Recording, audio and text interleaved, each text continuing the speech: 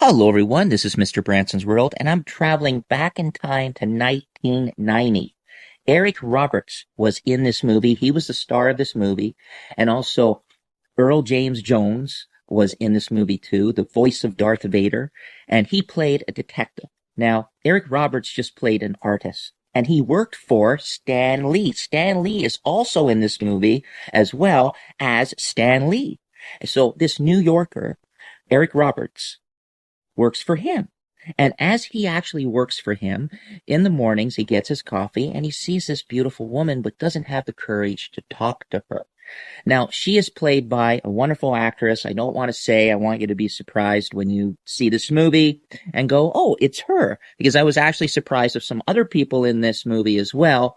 And I was like, oh, that's as good. They have a really good cast. And Larry Conhall directed it, produced it, and wrote this movie called The Ambulance. It's a horror thriller movie.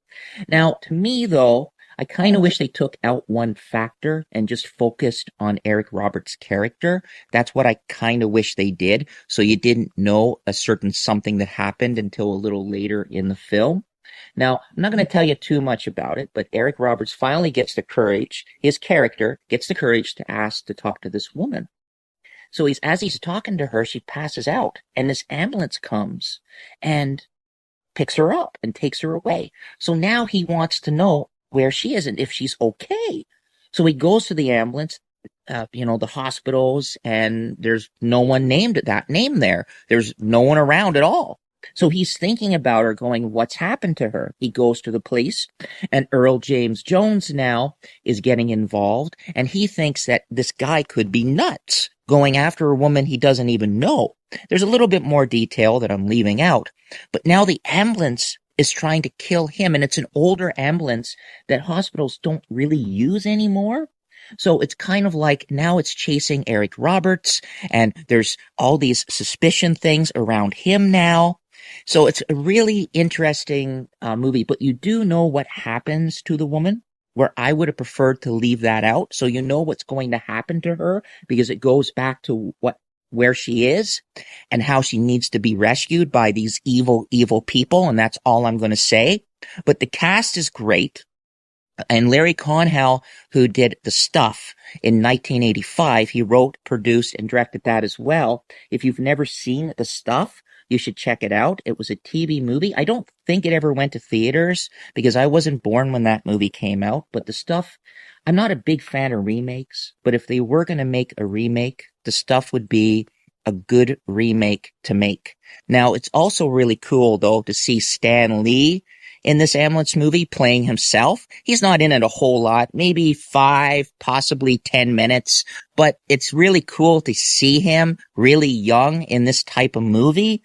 So I really like that. And I like the fact that it was Marvel he was writing for. And it was in New York City.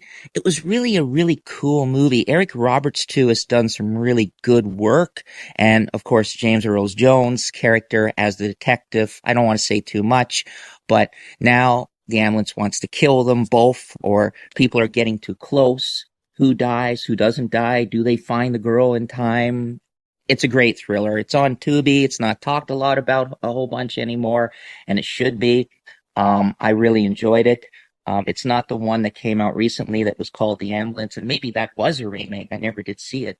But overall, I give this movie an 8.5 out of 10 just because I liked all the characters and I liked the chase scenes. The music was incredible. The cinematography, the lighting was perfect. It wasn't too dark where I complain about things. But if you haven't seen the 1991 with Eric Roberts, Earl James Jones, and some other great actors, and Stan Lee, I think this might have been his first little role he ever did too, as himself. Check it out.